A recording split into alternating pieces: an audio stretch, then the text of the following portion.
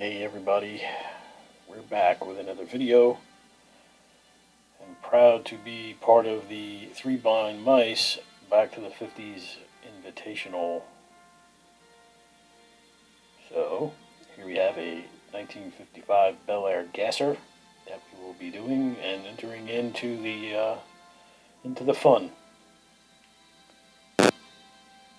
So, as usual, we take our 16th inch bit and start taking that bottom off and separating it from our body. It's a shame, this is a really nice casting. I actually like the tampos and color, but I couldn't find one that was a little more bland, should I say, or plain. So we'll unfortunately strip this one down and do some custom work on it. Get some new wheels on it, and some different decals, a different setup. And I'm actually looking forward to seeing all the other entries. Looks like there's quite a few that are involved this time around, so we'll get to see what everybody's up to and how they all turned out. I'm actually looking forward to it, and looking forward to hopefully taking part in more of these as I have time.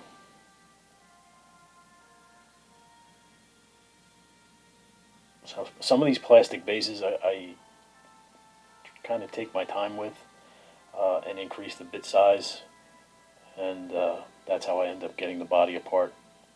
And then here I am taking my punch and setting a couple of dimples so that the bit doesn't travel when I start getting the post ready for tapping.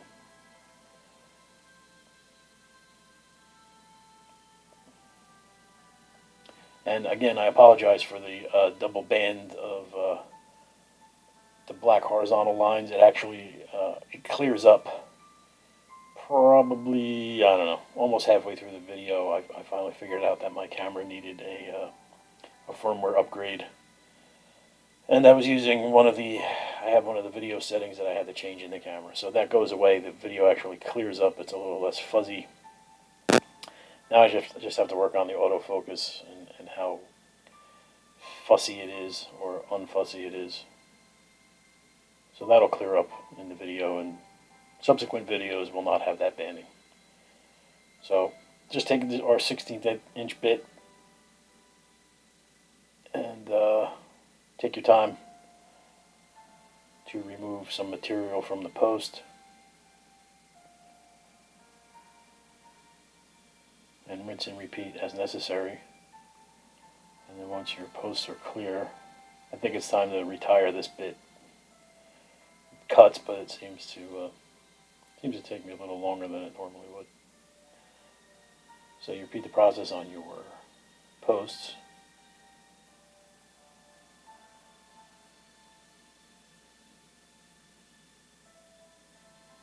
And then once you feel you're deep enough, then you take your tap, and a little bit of 3-in-1 oil,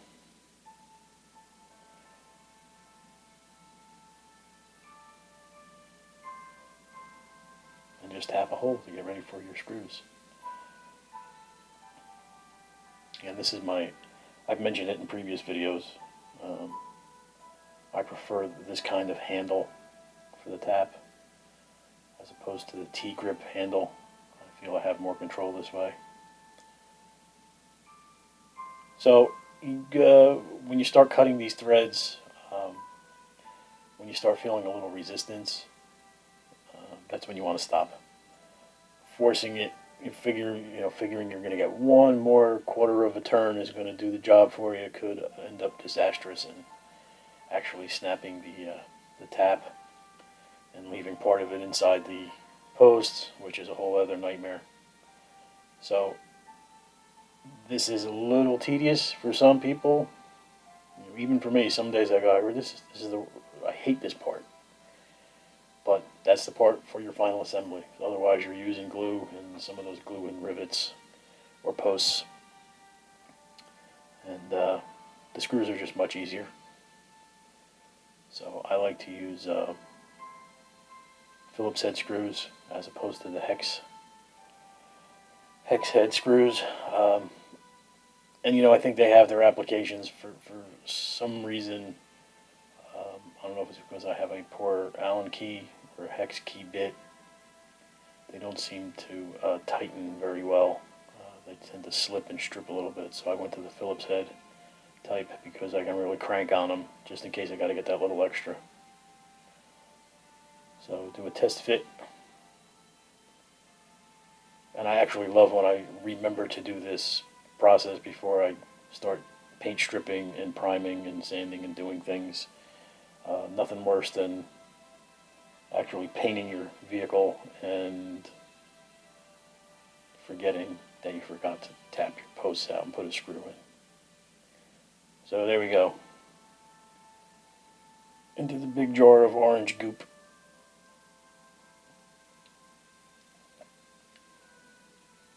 And I mentioned, I think in the last video, that I've been leaving them overnight.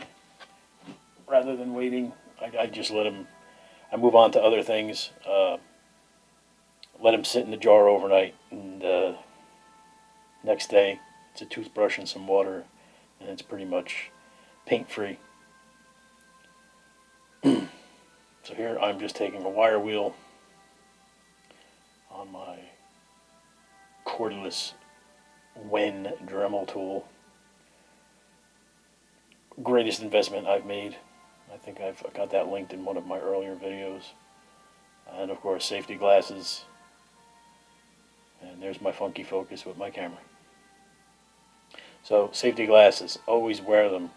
Always, always, always wear them, especially if you're buying some of these off-brand wire wheels.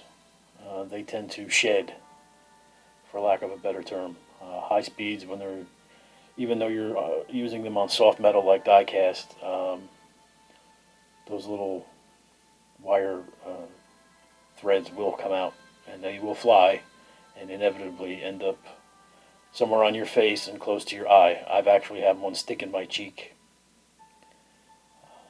Luckily, wearing my glasses, but stuck in my cheek.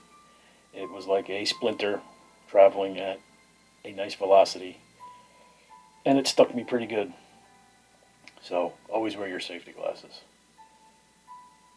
So this is just cleaning up the remnants of bits of paint, any casting, junk and boogers that were left over from the casting.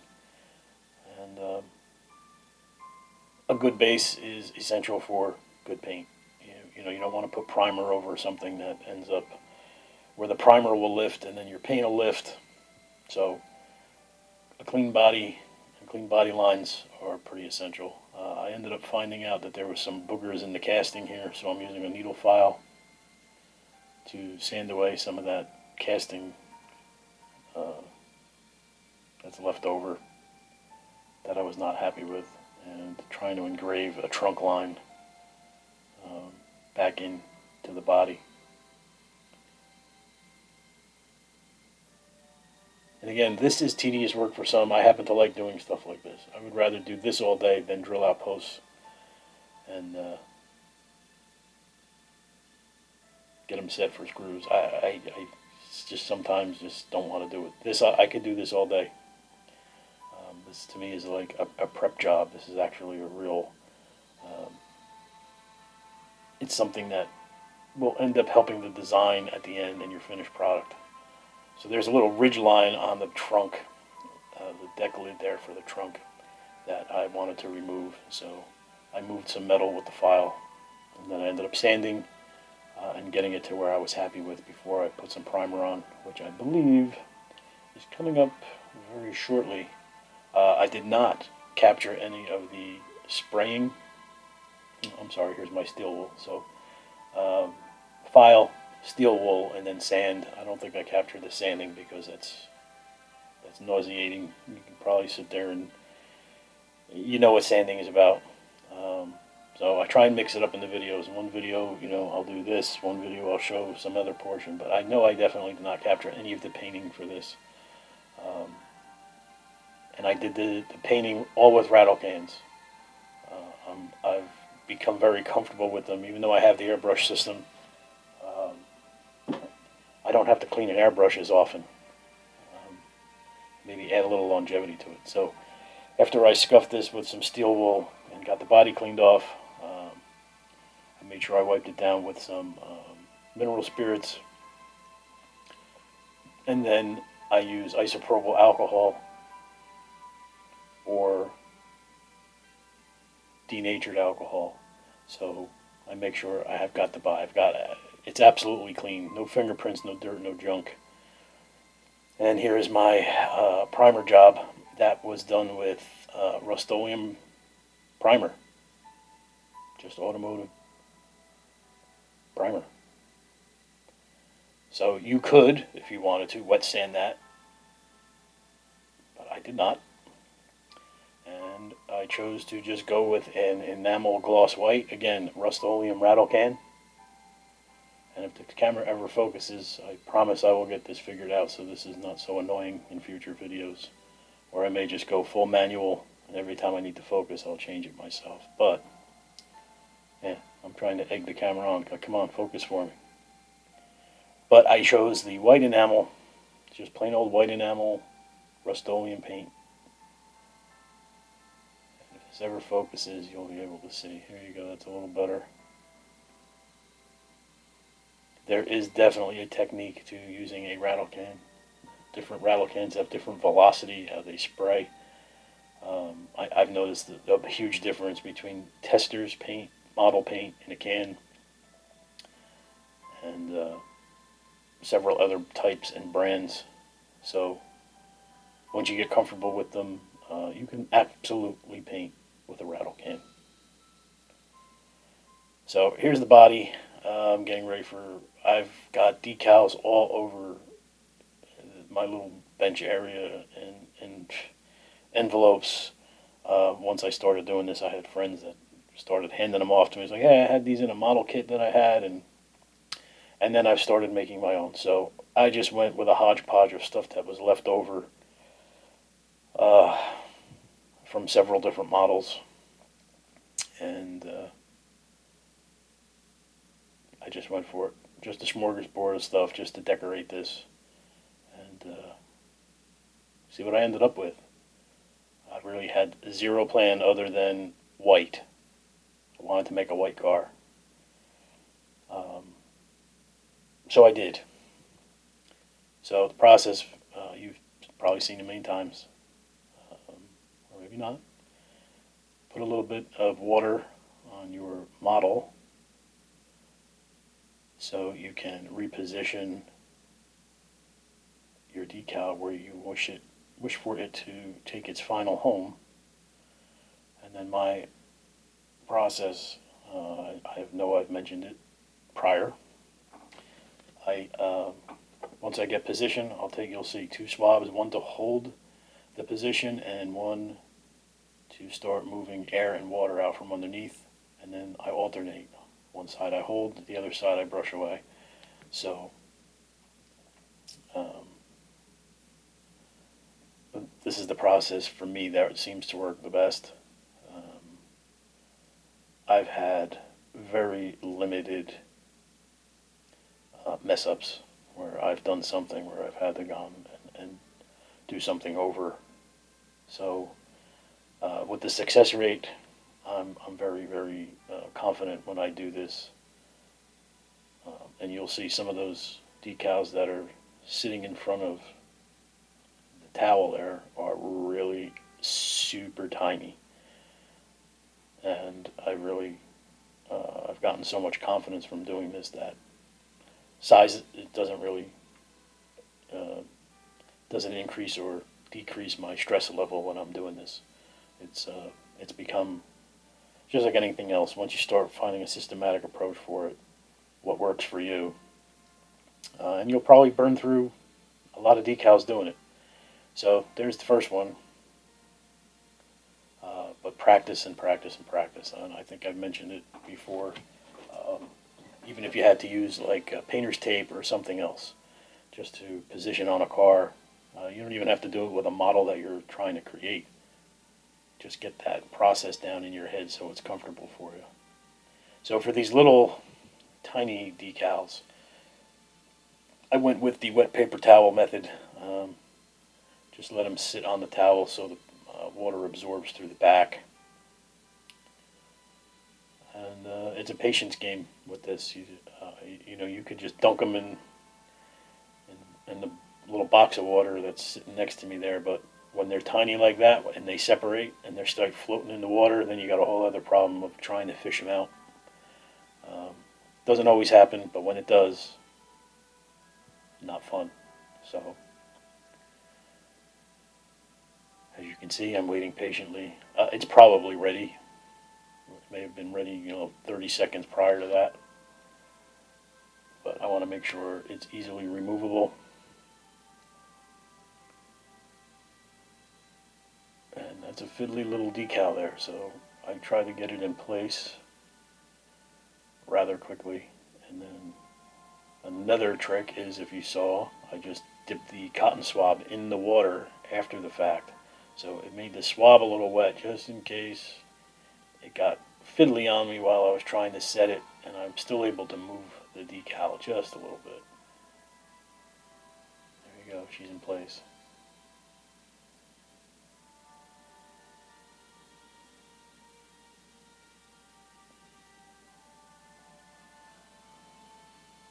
So like I said, I had no plan for this. I just wanted a white car, and then I was going to go for it. I was just going to take decals and things that I thought were good. I even tossed around the idea of a hand-painted stripe.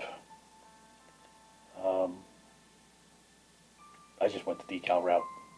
So as I'm setting all of these,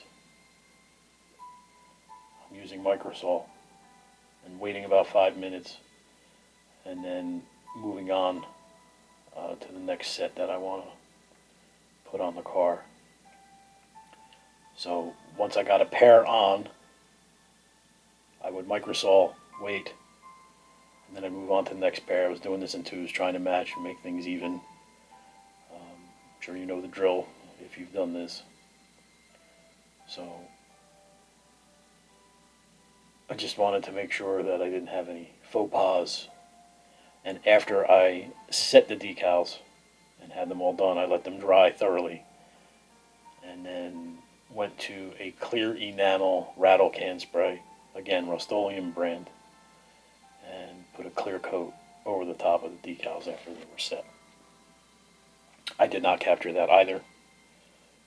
I may not capture very much painting at all in any of these videos.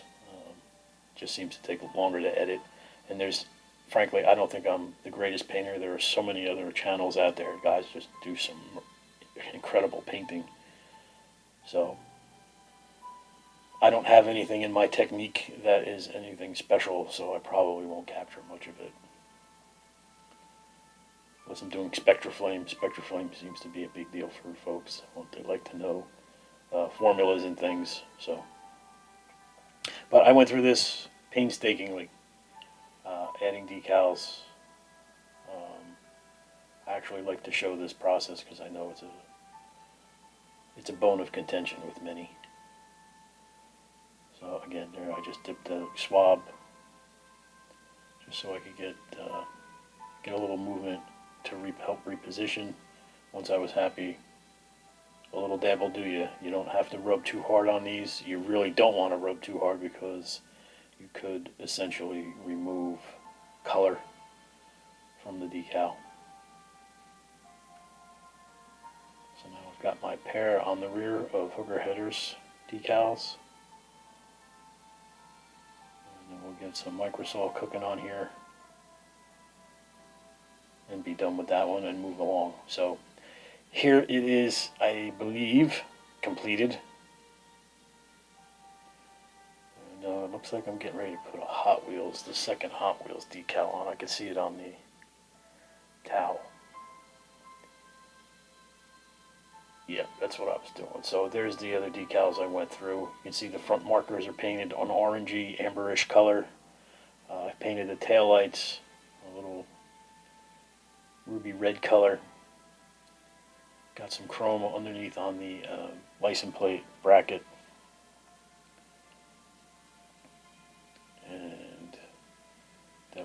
HotWheels decal is probably what's coming next. And you can see various other decals lying on the mat, lying in the little bucket in front of it, the little plastic bucket where the window is. So I was also doing some work on the interior.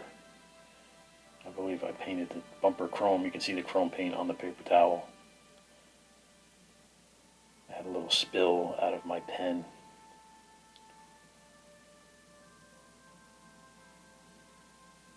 There's the bumper.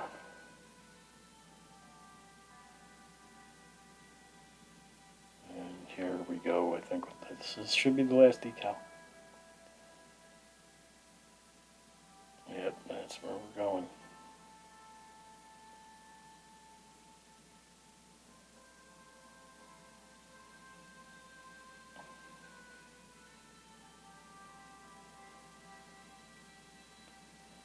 And that was super, super tiny. The NHRA decal was super, super tiny. But getting used to doing them more and more, and my eyeballs are suffering for it. But no pain, no gain, right? As you can see, I painted the master cylinder inside the engine compartment with some chrome pen. I actually dragged the paint out of the pen, and used a brush and a toothpick to do that portion. And the amber in the front is an orange acrylic, and the rear, the taillights were done with the red tester's enamel. So after this, I went ahead and did the, after they dried, I went ahead with the clear coat, gave it a, I'm going to say it was 2 coats,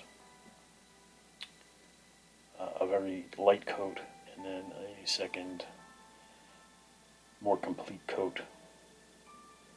And here's the last of the microsol to soften that decal and make a good adhesion to the paint.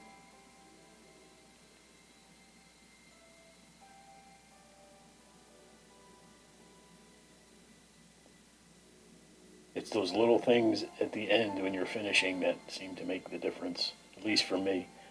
You know, I don't like to rush through those portions as much as I'd like to do 100 cars a week because I'd love to do this, but you know, if you're not going to get those results, then you're just hurting yourself.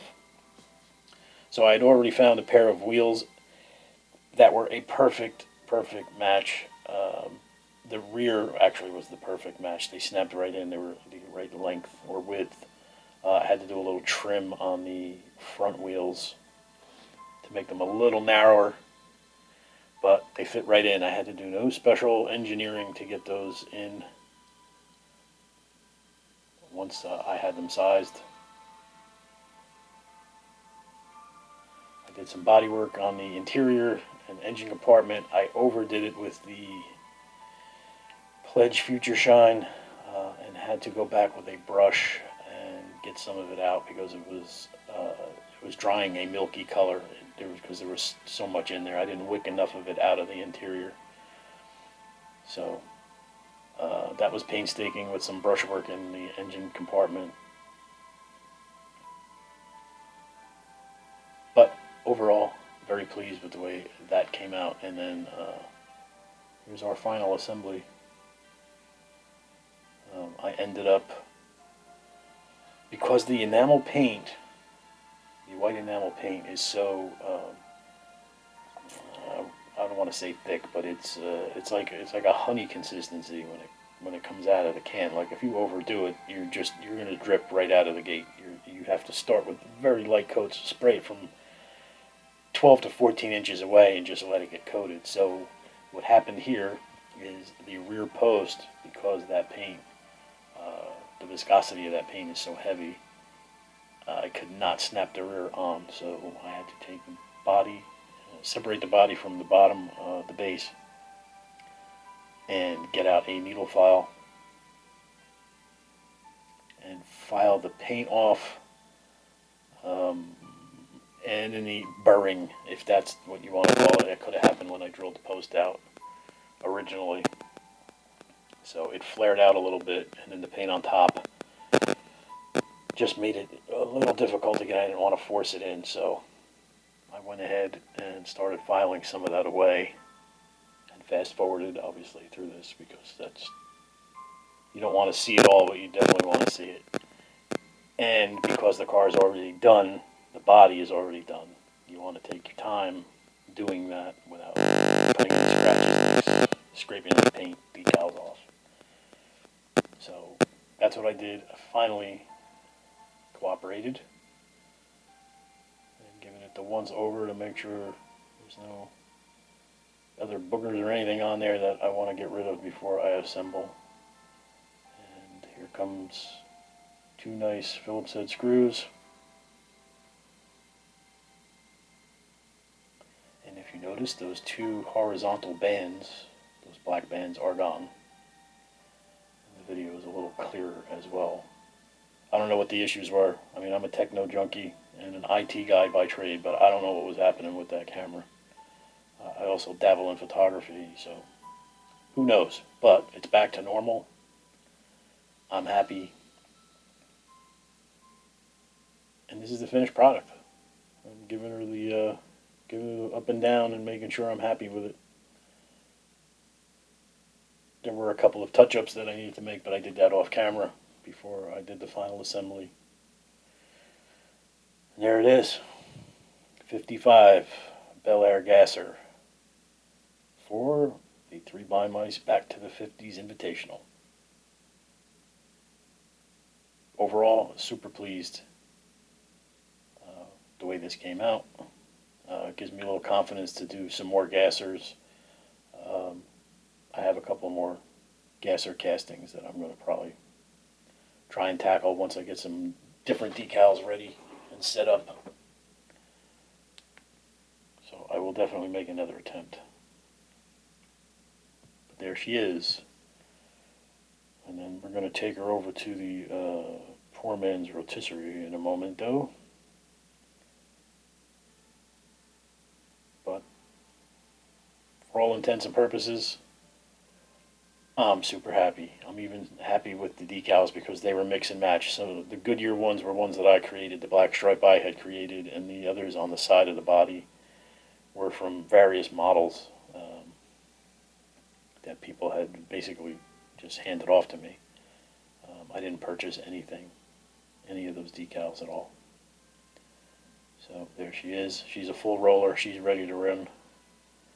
Maybe take her, take a shot at the track. It's probably one of my favorite customs that I've done to date. So I hope you enjoyed this video. And now you'll get a look from the side with some finger power turning. I really got to get one of those rotisseries. I got to break down and buy one. Just going to make life a little easier. There she is. I mean, the decals look great. I mean, just the clarity of them is some of the best I've seen. I wish I knew where my friends had gotten them from before they gave them to me.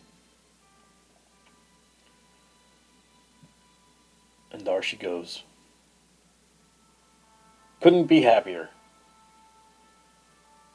So until next time, I hope everybody's well, and try not to stress out over this strange time that we're going through. Yeah, just stay safe. Take care of your mental health as well as your physical health, and we'll hopefully all get back to some normalcy soon. But keep plugging away if you're a modeler and doing this too. Keep doing it. I really can't wait to see everybody's stuff. So until next time, guys, thanks for watching. Don't forget to like, subscribe, and watch some of the other videos of the other entrants. So long.